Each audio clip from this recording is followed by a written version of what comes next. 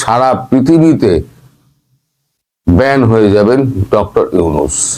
সেক্ষেত্রে তার যাওয়া আসার সমস্ত পথ বন্ধ হয়ে যাবে, তিনি বাংলাদেশের মধ্যে সীমাবদ্ধ হয়ে যাবেন এবং বাংলাদেশের মধ্যে তার প্রাণ সংশয়ের একটা আশঙ্কা থেকে যাবে।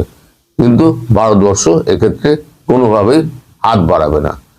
ভবিষ্যতে একটু পরে হয়তো বেলার দিকে আমি খবরাখবর নেব, বিভিন্ন লোকের সঙ্গে কথা বলবো, তখন হয়তো আরো কিছু ডিটেল হয়তো পেতে পারি যে ভেতরে ভেতরে কি চলছে, হঠাৎ কেন এই সিদ্ধান্ত।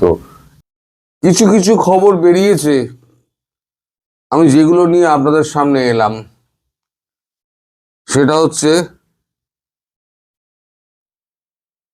দ্য ওয়ার লিখেছে, ভারত বাংলাদেশকে পরিবার বহির্ভূত পদের তালিকায় ঘোষণা করলে কূটনীতিতে পরিবার ভারতে ফিরে আসে। এটা ওয়ারের খবর, আজ সকালে যেটা এসছে। সেখানে লিখছে, নয়াদিল্লি ডেডলাইনে ভারত এই বছরের শুরু থেকেই বাংলাদেশকে পরিবার বহির্ভূত কূটনৈতিক পদ হিসেবে মনোনীত করেছিল, যার ফলে সেখানে নিযুক্ত ভারতীয় কূটনীতিক এবং কর্মকর্তাদের তাদের স্ত্রী এবং সন্তানদের ছাড়াই কাজ করতে হবে। সিদ্ধান্তের ফলে বাংলাদেশে নিযুক্ত ভারতীয় কর্মীরা আর তাদের পরিবারের সদস্যদের নিয়ে যেতে পারবেন না। এতদিন পর্যন্ত বিদেশ মন্ত্র কেবলমাত্র ইরাক, আফগানিস্তান, পাকিস্তান এবং দক্ষিণ সুদানের মতো উচ্চ ঝুঁকিপূর্ণ পোস্টিংগুলির একটি ছোট গোষ্ঠীর জন্য অপরিবার বিভাগ প্রয়োগ করত। এই পদক্ষেপের মাধ্যমে বাংলাদেশকেও সেই তালিকায় যুক্ত করা হলো, মানে বাংলাদেশের সম্পর্ক আরো নামলো। ডিএনএ লিখছে, ভারত বাংলাদেশ সম্পর্কের অবনতি, নিরাপত্তার কারণে কূটনীতিতে প্রত্যাহার করবে নয়াদিল্লি। এটা ডিএনএ লিখছে। ডিএনএ কি লিখছে? মঙ্গলবার হিন্দুস্তান টাইমসের সূত্রের বরাত দিয়ে জানিয়েছে, প্রতিবেশী দেশগুলির নিরাপত্তা পরিস্থিতির কারণে ভারত বাংলাদেশে নিযুক্ত সমস্ত কূটনীতিকদের পরিবারদের প্রত্যাহার করার সিদ্ধান্ত নিয়েছে। তবে কূটনীতিকদের সংখ্যা বা বাংলাদেশে হাই কমিশন বা সহকারী হাই কমিশনের কার্যকারিতার উপরে প্রভাব ফেলবে না। বাংলাদেশের নিরাপত্তা পরিস্থিতি এবং মুসলিম সংখ্যাগরিষ্ঠ দেশটিতে সংখ্যালঘুদের সাথে আচরণ নিয়ে প্রতিবেশী দেশগুলির মধ্যে উত্তেজনার মধ্যে এই পদক্ষেপ নেওয়া হয়েছে। হিন্দুস্তান টাইমস লিখছে, নিরাপত্তা পরিস্থিতির কারণে বাংলাদেশ থেকে কূটনীতিকদের পরিবারদের প্রত্যাহার করছে ভারত। এটা হিন্দুস্তান টাইমস। তারা কি লিখছে? নিরাপত্তার কারণে ভারত বাংলাদেশকে তার কূটনীতিকদের জন্য পরিবার বহির্ভূত পদ হিসেবে নিয়োগের সিদ্ধান্ত নিয়েছে, যদিও প্রতিবেশী দেশটির 5টি কূটনৈতিক মিশনই পূর্ণ শক্তিতে কাজ চালিয়ে যাবে। মঙ্গলবার বিষয়টির সাথে পরিচিত ব্যক্তিরা জানিয়েছেন, নাম না প্রকাশ করার শর্তে কূটনীতিক এবং তাদের পরিবারের নিরাপত্তা নিয়ে ক্রমবর্ধমান উদ্বেগের পরিপ্রেক্ষিতে, বিশেষ করে চরমপন্থী এবং উগ্রপন্থী উপাদানগুলির হুমকির কারণে এই পদক্ষেপটি বেশ কিছুদিন ধরেই আলোচনার মধ্যে ছিল বলে প্রকাশ না করার শর্তে জানিয়েছেন সংশ্লিষ্টরা। সতর্কতামূলক ব্যবস্থা হিসেবে আমরা হাই কমিশনের কর্মকর্তাদের উপরে নির্ভরশীল এবং 4 জন সহকারী হাই কমিশনারকে ভারতে ফিরে আসার জন্য পরামর্শ দিয়েছিলেন বলেন এক ব্যক্তি। ভারতীয় কূটনীতিকদের জন্য পরিবারের বাইরে পোস্টিং সবচেয়ে কঠোর নিরাপত্তা ব্যবস্থাগুলির মধ্যে একটি। পাকিস্তান, যার সাথে ভারতের সম্পর্ক সর্বকালের সর্বনিম্ন পর্যায়ে, বর্তমানে কোনো সন্তান নেই, পোস্টিংয়ে রয়েছে। সেখানে মানে নো ফ্যামিলি রয়েছে আর কি। সেখানে স্বামী স্ত্রী কর্মকর্তাদের সঙ্গে যোগদানের অনুমতি রয়েছে, তবে সন্তানদের নয়। জনগণ বলছে যে উগ্রপন্থী চরমপন্থী উপাদানের হুমকি এবং মোহাম্মদ ইউনূসের নেতৃত্বাধীন অন্তর্বর্তী সরকার কর্তৃক পাকিস্তানি উপাদানগুলিকে প্রদত্ত স্বাধীনতার কারণে বাংলাদেশে কর্মকর্তাদের পরিবারের নিরাপত্তা নিয়ে উদ্বেগ বেড়েছে। তার মানে ভারতবর্ষ বাংলাদেশকে বহির্ভূত দেশ হিসেবে গণ্য করলো। এতদিন ইরাক, আফগানিস্তান, সিরিয়া এই সমস্ত দেশগুলোর ওপরে ছিল, যেগুলো আমি বললাম। এখন সেখানে যুক্ত হলো বাংলাদেশ। এখন এই বাংলাদেশ যে যুক্ত হলো, সেটাই বলা যায় সম্পর্ক আরো ত্বরান্বিত গেল। এবার কিছু কালকেই বলেছিলাম, কিছু স্কেলিটন স্টাফ ওখানে কাজ করবে, হাই কমিশনার থাকবেন এবং উপদূতাবাসগুলোতে সমস্ত সেখানেও কিছু উপদূতাবাসের কর্মীরা থাকবেন। তা এখনো খবর ডেভেলপ করবে, খবর ডেভেলপ করে কাগজে যেটুকু বেরিয়েছে আমি সেটুকুই আপনার সঙ্গে শেয়ার করলাম। যত বেলা বাড়বে তত এই খবর ডেভেলপ করবে, কারণ এখনো পর্যন্ত আমি কাউকে ফোন করিনি। কাগজে যেটুকু বেরিয়েছে সেটুকুই আপনাদের জানালাম। এখন দেখা যাক। দেখো, এটা খুব সাধারণ ঘটনা নয়। বাংলাদেশকে আফগানিস্তান, ইরান, এদের সঙ্গে সিরিয়া, এদের সঙ্গে তুলনা করা মানে বিশ্বের দৃষ্টিতে বাংলাদেশের কিন্তু মান আরো এক ধাপ নিচে নেমে গেল। এই যে আপনাদের পাসপোর্ট ধীরে ধীরে ধীরে ধীরে নিম্নগতি হচ্ছে, পাসপোর্টের মান, এই যে ঘটনাটা ঘটলো, এটা পাসপোর্টের মানকে আরো নামিয়ে দেবে। এবং ভারত আশা করছে, আমার যতদূর মনে হচ্ছে, ভারত আশা করছে যে এই 12 তারিখকে ঘিরে একটা বড় সংঘাত হবে। সেই সংঘাতে অনেক কিছু হতে পারে, যার ফলে ভারত আগে ভাগে এই সিদ্ধান্ত নিয়েছে। কিন্তু ব্যাপারটা হলো যে গতকাল রাতে প্লেন পাঠিয়ে, অনেকদিন ধরে আলোচনা হচ্ছে, তাহলে গতকাল রাতে হঠাৎ প্লেন পাঠিয়ে তাদেরকে সমস্ত ব্যাগ অ্যান্ড ব্যাগেজ শুদ্ধ তুলে আনা হলো কেন? এটা একটা বড় প্রশ্ন। কিন্তু সেই প্রশ্নের উত্তর খুঁজতে গেলে আমাদের একটু সময় দিতে হবে, আমাদের বিভিন্ন জায়গায় ফোন করতে হবে। আমরা খবর পেয়ে যাব, হয়তো 110% খবর পাবো না, হয়তো 50% খবর পাবো, কি 40% খবর পাবো। যতটুকুই পাই ততটুকুই আপনাদের সঙ্গে শেয়ার করব। তবে এই মুহূর্তে আপনারা যারা ভাবছেন যে ভারত অ্যাটাক করবে, অমুক করবে, তমুক করবে, তা নয়। ভারত নিজের সেফটির জন্য, নিজের কূটনীতিকদের সেফটির জন্য এই পদক্ষেপটা নিয়েছে। এখন এই পদক্ষেপের পর, এটা হচ্ছে প্রথম পদক্ষেপ, এই পদক্ষেপের পর আর কি কি পদক্ষেপ হতে পারে? যেমন পাকিস্তান, ইরাক ফিরাকের ক্ষেত্রে যেটা হয়েছিল, আফগানিস্তানের ক্ষেত্রে হয়েছিল কি, প্রথমে পরিবার বহির্ভূত দেশ ঘোষণা হয়েছিল, তারপর কিছুদিন যাওয়ার পর মিশন টিশন বন্ধ করে দেওয়া হয়, তারপর একেবারে কূটনৈতিক সম্পর্ক ছিন্ন করে দেওয়া হয়। এখন ব্যাপারটা যদি সেই দিকে যায়, তাহলে কূটনৈতিক সম্পর্ক যদি ছিন্ন হয়ে যায়, তাহলে এই সমস্ত ব্যবসা বাণিজ্য যত কিছু আছে সমস্ত কিন্তু বন্ধ হয়ে যাবে। ফলে আপনারা যদি টাকা পয়সা দেন, তখনও কিন্তু আপনারা এখান থেকে কোনো রকম চাল, ডাল, ওষুধ, তেল, কোনো খাদ্য সামগ্রী এবং কোনো ওষুধ আপনারা পাবেন না। আর এটা সরকারি মতে যেটা হয়েছে সেটাকে চূড়ান্ত বলে ধরে নেওয়া যায়। এখন সরকার কোনো রকম আগু পিছু চিন্তা না করে এই ধরনের কড়া ডিসিশন কখনো নিতে পারে না। তার মানে আলোচনা হয়েছে, আলোচনা হওয়ার পর একটা সিদ্ধান্তে এসছে যে ধীরে ধীরে বাংলাদেশের সঙ্গে সম্পর্কটাকে বন্ধ করে দিতে হবে। এখন সেক্ষেত্রে ভারতবর্ষের সঙ্গে সম্পর্ক যদি বন্ধ হয়ে যায়, তাহলে পার্শ্ববর্তী একটা রাষ্ট্র, গায়ে লাগা একটা রাষ্ট্র, তার সঙ্গে যদি সম্পর্ক বন্ধ হয়ে যায়, তাহলে বিশ্বের দরবারে কিন্তু আপনাদের কিন্তু মানে বন্ধ হয়ে যাবে, বিশ্বের দরবার বন্ধ হয়ে যাবে।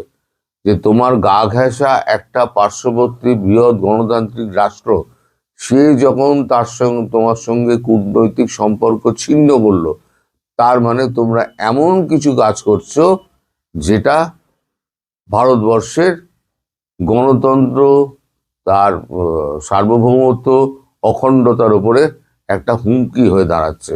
সেই দেশের সঙ্গে আর কোনো দেশ কাজ করবে বলে আমার আপাতত মনে হচ্ছে না।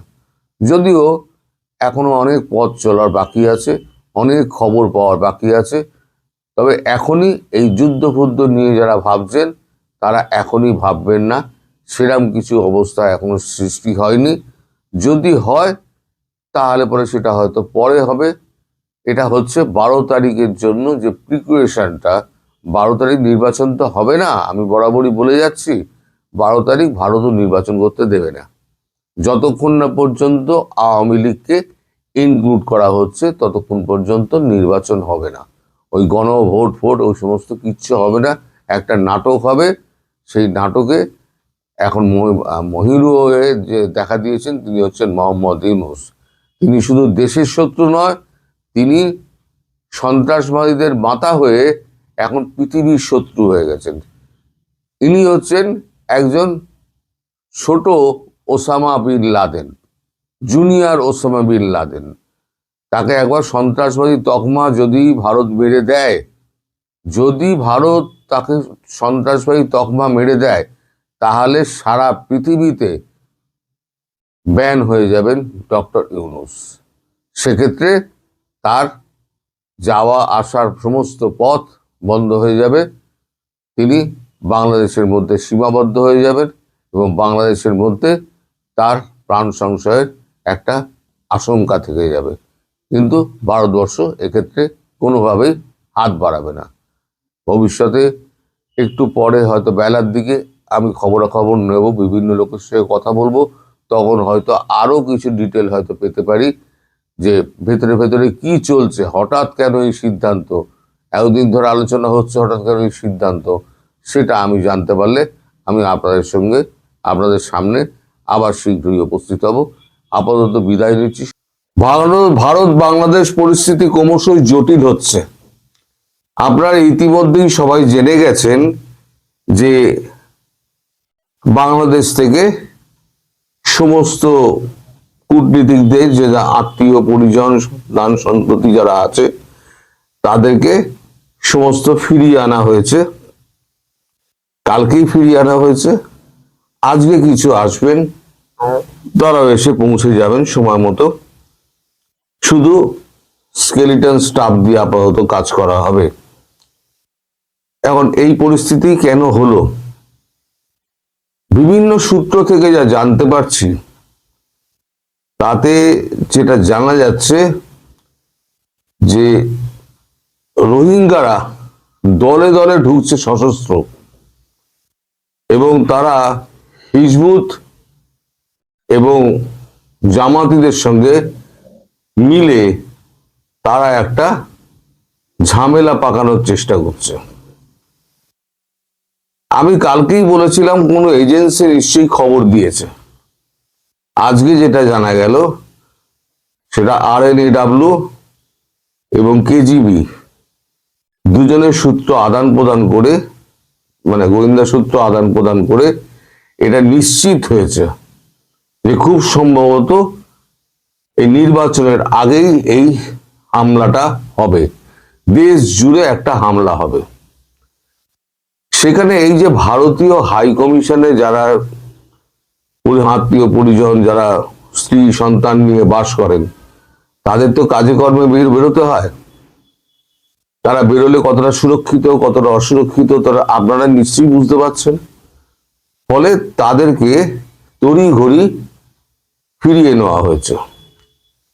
এবং আজকে সকালে যে আমি ভিডিওটি করেছি সেখানে আমি কাগজ তুলে দেখিয়ে দিয়েছি যে বাংলাদেশকে এখন পাকিস্তান, সিরিয়া, আফগানিস্তান, লেবানন এই সমস্ত দেশের তালিকায় ফেলে দেওয়া হয়েছে, যেখানে কোনো মানে পরিজন এতে থাকবে না, মানে ফ্যামিলি রাখা যাবে না, এই অবস্থা। ইতিমধ্যে গতকালকে আবার সারা কুক, ব্রিটিশ অ্যাম্বাসেডার, তিনি প্রথমে তারেক রহমানের সঙ্গে বৈঠক করেন সকালবেলা। বৈঠক করার পর আমাদের রাষ্ট্রদূত যিনি আছেন হাই কমিশনার প্রণয় বার্মা, তার সঙ্গে কথা বলেন। কথা বলার পর তড়িঘড়ি তিনি দিল্লি চলে আসেন। দিল্লি আসার পর দিল্লির কূটনৈতিকদের সঙ্গে একটা কথাবার্তা হয় এবং যেটা শোনা যাচ্ছে এবং এটা কনফার্ম যে ইউরোপিয়ান ইউনিয়ন এবং ব্রিটিশ এম্বাসি তারাও কিন্তু ভারতবর্ষের দেখানো পথেই কিন্তু তারা এখন চলতে শুরু করছে। অর্থাৎ তারাও তাদের সমস্ত কূটনৈতিক যে সমস্ত আত্মীয় পরিজন সমস্ত রয়েছে তারাও দেশে ফিরিয়ে নিয়ে যায় বলে ঠিক করেছে। সারা কুক এটাতে মানে সারা কুক আসলে জানতে চাইছিলেন যে রিপোর্টটা কি, যেহেতু বিদেশি রাষ্ট্রদূত এবং তাদের সঙ্গে সেই দেশের সঙ্গে আমাদের সম্পর্ক ভালো, বিশেষ করে ইউরোপিয়ান ইউনিয়ন এবং ব্রিটেন তাদের সঙ্গে সম্পর্ক আমাদের ভালো, তাই আমরা তাদের সঙ্গে এই ইন্টেলিজেন্স ইনপুটটা আমরা শেয়ার করেছি। শেয়ার করার পরপরই তিনি একেবারে প্লেন ধরে সোজা আবার ঢাকা গেছেন। ঢাকা গিয়ে তিনি আবার এই সমস্ত ব্যবস্থা করেছেন। হয়তো দেখা যাবে খুব শিগগিরই আপনারা খবর পাবেন যে ইউরোপিয়ান ইউনিয়ন এবং যুক্তরাজ্য তারা এই একই ভারতের মতো এই একই পদক্ষেপ নিল। অর্থাৎ বাংলাদেশ যে ক্রমশ একটা অশান্ত পরিস্থিতির মধ্যে দিয়ে যেতে চলেছে সে ব্যাপারে কিন্তু আন্তর্জাতিক মহল কিন্তু একেবারে সুনিশ্চিত হয়ে গিয়েছে। আর একটা খবর হচ্ছে গিয়ে আপনাদের যে নির্বাচন যে হবে সেই নির্বাচনে ইইউ বলেছিল আমরা পর্যবেক্ষক পাঠাবো, আর যুক্তরাজ্য বলেছিল না, কমনওয়েলথ বলেছিল আমরা পাঠাবো, এবং এশিয়ান তারাও বলেছিল আমরা পর্যবেক্ষক পাঠাবো। ইউ এবং এরা তিনজনে অলরেডি বলে দিয়েছে আমরা কোনো পর্যবেক্ষক পাঠাবো না। কমনওয়েলথ এবং ইউকে তিনজনেই বলে দিয়েছে আমরা কোনো রকম পর্যবেক্ষক পাঠাবো না, আপনাদের ভোট আপনারা বুঝে নেবেন, কি করবেন না করবেন, আমরা এর মধ্যে ঢুকবো না। অর্থাৎ মোহাম্মদ ইউনূস যে কাণ্ডটি করেছেন সেটা হচ্ছে বাংলাদেশকে একটা অস্থিতিশীল সন্ত্রাসবাদী রাষ্ট্রে পরিণত করেছেন। এখন প্রশ্ন হচ্ছে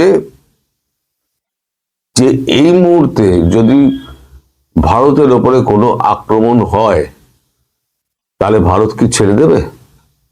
দেখুন, ভারতের একটা ঘোষিত নীতি আছে, সেটা হচ্ছে আমার সম্প্রভুতা এবং অখণ্ডতার ওপরে যদি কোনো আঘাত আসে আমাদের সিঁদুর কিন্তু চলমান আছে, সেখানে অ্যাক্ট অফ ওয়ার ঘোষণা করা আছে, যেটা পাকিস্তানের ক্ষেত্রে আমি গতকালকেও একটা লাইভ শোতে বলেছি, পাকিস্তানের ক্ষেত্রেও যেটা হবে সেটা কিন্তু বাংলাদেশের ক্ষেত্রেও হবে।